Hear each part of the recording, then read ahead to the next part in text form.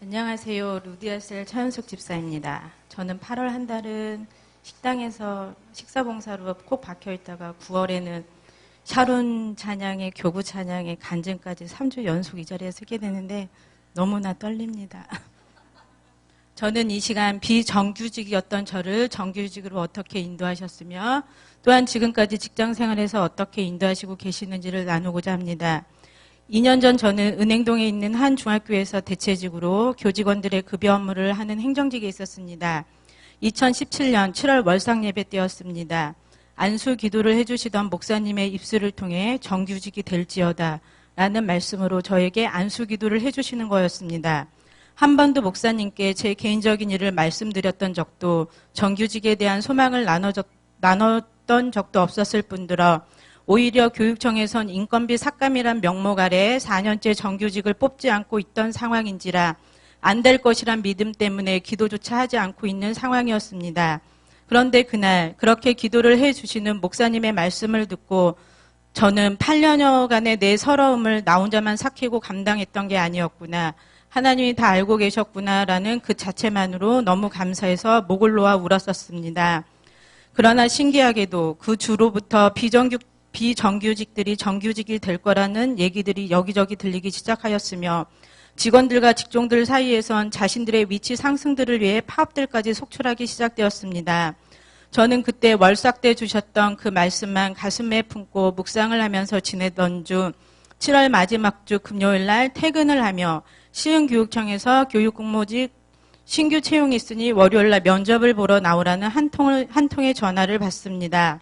공문 시행도 없이 갑자기 시행되는 신규 채용이기에 아무 준비 대책도 없이 비전 예배 후 목사님께 안수 기도만 받은 후 면접 장소에 가보니 21명의 대기자들이 있었습니다. 나이도 제일 많고 5, 6년 이상의 경력을 가진 그 사람들에 비해 2년도 안 되는 학교 경력을 가진 저는 하나님 정규직이 될지어다 하셨지요 하면서 기도하며 면접에 응했습니다. 다음 날 그날도 퇴근 중에 전화를 받았습니다. 합격되었으니 나머지 서류들을 준비해서 교육청에 나오라는 소식이었습니다. 4년여 만에 닫혔던 문이 갑자기 열린 일이었기에 저의 정규직 소식은 많은 사람들이 눈물까지 흘려가며 진심으로 기뻐해 주었습니다. 말 많고 탈 많은 문재인 정부이지만 2017년 4월쯤 비정규직들을 정규직으로 만들어주겠다던 그 말의 씨가 되어 그 공약의 첫 수혜자가 바로 제가 되었답니다. 하나님의 전적인 인도하심 속에 8년 만에 정규직이 되어 9월 1일자로 발령을 받아간 학교, 정말 꽃길만 걸을 줄 알았습니다. 차가 안 막혀야 출퇴근 시간이 왕복 3시간이나 되었고 배정받은 업무는 한 달에 지출되는 4대 보험료만 1,700이었던 어려웠던 업무를 야근과 눈물로 배웠건만 행정실 업무가 아닌 그리도 가고 싶지 않았던 교무실에서 전체 학생의 52%가 넘는 다문화 학생들의 학적 업무를 해야 했고 기피 1순위 학교, 기피 1순위 업무를 신규라는 이유로 모두 책임지고 하게 되었습니다. 설상가상으로 46년 내 인생에서 만나보지 못하던 또 다른 유형의 사람과 8시간씩 한 공간에서 얼굴을 마주하며 텃세와 시기 질투를 감당해 가야 하는 인생 공부까지 해야 했습니다. 그러한 이유로 심신의 지침 때문에 나의 영적 상태는 삶의 고달픔을 핑계로 하나님께 받은 은혜는 무디어져 갔으며 출애굽을 시켜주었음에도 광야에서 불평불만을 일삼던 이스라엘 백성들처럼 되어가고 있었습니다. 발령받고 5개월이 지나고부터는 이상한 소문들이 들리기 시작하였습니다. 시와초 교무는 업무를 안 해서 과학선생님이 교무 업무까지 하고 있다는, 정왕동 과학문과에 쫙 퍼지다 못해 은행동 신천동까지 다 퍼졌다는 유언비어가 교무 업무를 맡고 있는 저희의 귀에까지 들려왔습니다. 제 앞에서는 어머 선생님 제가 제일로 좋아하는 쌤 저랑 끝까지 함께해요 라는 소리와 웃음을 사람들 앞에서 남발하던 그 사람의 입에서 나왔다는 걸 알고 난 후에는 하루하루가 사람을 대하는 것이 점점 피폐해지기까지 했습니다. 제 영이 감당하기엔 너무 버거웠고 갈수록 웃음도 말도 없어져 갔으며 극기하는 믿음의 지체들마저도 겸연쩍은 눈으로 의심의 눈으로 바라보게 되었으며 모든 관계들을 멀리하기 시작하였으며 영적인 공동체 안에서는 최소한의 소통만 유지하기 시작했습니다.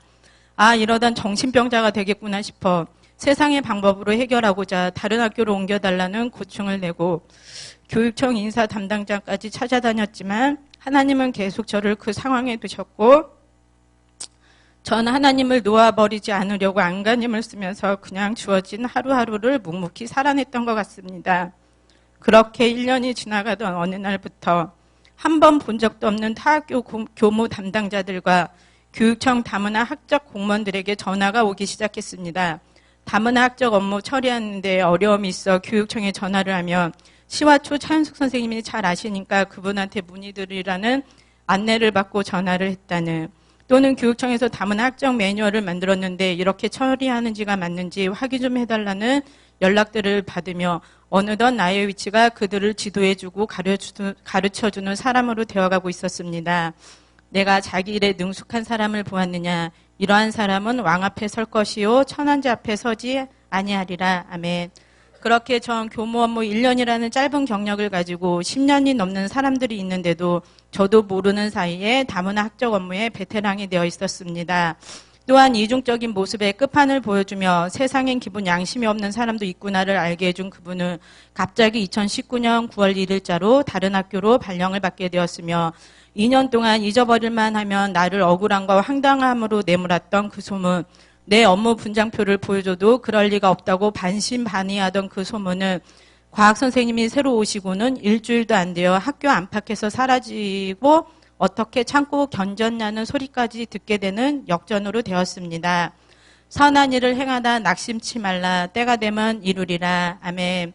그동안의 직장 생활을 가만히 생각해 보면 하나님이 여시면 닫힌 문들도 순식간에 열려지는 체험을 확실하게 해주셨고 하나님의 말씀대로 살면 반드시 이루어진다는 체험을 하게 해주셨습니다. 한나의 기도처럼 사람을 높이기도 하고 낮추기도 하는 건 하나님임을 알게 해주셨습니다. 내가 똑똑해서도 잘나서도 일 처리를 잘해서도 아님 전적인 하나님의 은혜임을 다시 한번 고백합니다. 어느 곳에 있든지 하나님은 그 자리에서 항상 저를 높여주셨으며 저에게 순간순간 지혜를 주시며 때론 이 모양 저 모양으로 동역자를 때론 위로자를 붙여주시며 제가 견딜 힘을 주셨음에 감사를 드립니다. 2019년 하반기를 시작하는 6월 1일 전 하나님께 기도했었습니다. 하나님, 하반기 때는 저의 모든 것들을 회복시켜 주세요. 직장에서의 회복을 기점으로 나머지 모든 것들도 하나님의 방법으로 회복되리라 믿으며 한 달 전 받은 건강검진이 안 좋아 추석 전날 받게 된 재검에서 우연히 갑상선의 혹으로 큰 병원에서 조직검사를 해봐야 될 것 같다는 진료 의뢰서를 받아 지금 큰 병원에 예약을 하고 기다리는 이 상황 역시 극심한 스트레스로 망가진 제 육체의 회복을 위한 또 다른 하나님의 간섭과 인도하심이라 생각하며 간증을 마치고자 합니다. 감사합니다.